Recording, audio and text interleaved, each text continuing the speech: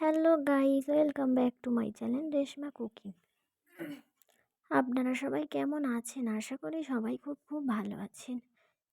আজকে আমি আপনাদের সাথে সাবুদানা আর কিছু ফল দিয়ে দারুণ মজার একটা রেসিপি শেয়ার করব। খেতে তো অনেক অনেক বেশি মজা। গরমে ঠান্ডা ঠান্ডা খেতে পারেন। হাতের কাছে থাকা অল্প কিছু উপকরণ দিয়ে সহজে বানাতে পারবেন। চলুন দেখে নিই তাহলে। প্রথমে আমি পাইপেনের মধ্যে দিয়ে দিচ্ছি পরিমাণ মতো পানি। পানিটা ফুটতে শুরু করেছে। এখন দিয়ে দিচ্ছি হাফ কাপ সাবুদানা। চুলোর আঁচটা কমিয়ে দিয়েছি, সাবুদানা সেদ্ধ করে নেব যতক্ষণ না সাদা ভাবটা চলে যাচ্ছে। কিছুক্ষণ পরে দেখতে পাবেন সাবুদানা সেদ্ধ হয়ে গেছে এবং সাদা ভাবটা চলে গেছে। এরপর চুলা থেকে নামিয়ে নিচ্ছি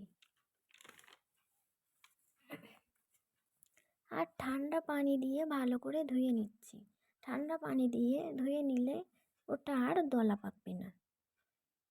তো আমি সাবুদানাগুলো ভালো করে ধুয়ে নিয়েছি।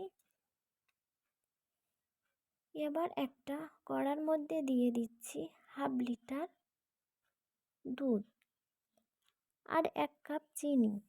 মিষ্টিটা আপনি যেমন খাবেন তেমন দেবেন, আপনারা যে যেমন পছন্দ করেন। এখন দিয়ে দিচ্ছি 2 টেবিল চামচ গুঁড়া দুধ। গুঁড়া দুধ দিলে তরল ঘন দুধটা ঘন হবে। গুঁড়া দুধটা আর চিনি ভালো করে মিশিয়ে নিয়েছি। এখন অপেক্ষা করছি বলক আসা পর্যন্ত। দেখেন, এই যে দুধের মধ্যে বলক চলে এসেছে। আগে থেকে সেদ্ধ করে রাখা সাবুদানা দিয়ে দিয়েছি। সাবুদানাগুলো দিয়ে আরও 5 মিনিট জাল করে নেব। তবে মাঝে মাঝে নাড়তে হবে, না হলে তলায় বসে যাবে, গিয়ে পুড়ে যেতে পারে। 5-6 মিনিট জাল করার পরে দেখতে পাবেন যে দুধের মিশ্রণটি অনেক ঘন হয়ে গেছে। এ সময় চুলা থেকে নামিয়ে নেবেন। চুলা থেকে নামিয়ে মিক্সিং জারের মধ্যে নিয়ে নিচ্ছি। তারপর এটাকে আমি ঠান্ডা করে নেব। তারপর আমি এখানে আমার পছন্দ মতো ফল অ্যাড করে নিয়েছি। আপনারা চাইলে আপনাদের পছন্দ মতো নেবেন। কমলা, কালো আঙ্গুর, বেদানা, তারপর সবুজ আঙ্গুর আর আপেল দিয়ে দিচ্ছি। তারপর সবশেষে দিয়ে দিচ্ছি কাঠবাদাম। কাঠবাদাম দিয়ে ভালো করে মিশ্রণটি নাড়াচাড়া করতে হবে। নাড়াচাড়া করলে সব একসঙ্গে মিক্স হয়ে গেল। আপনারা চাইবেন আপনাদের মিষ্টি ফল দিতে। মিষ্টি ফল দিলে মিশ্রণটি টেস্ট ও খেতে সুন্দর হবে।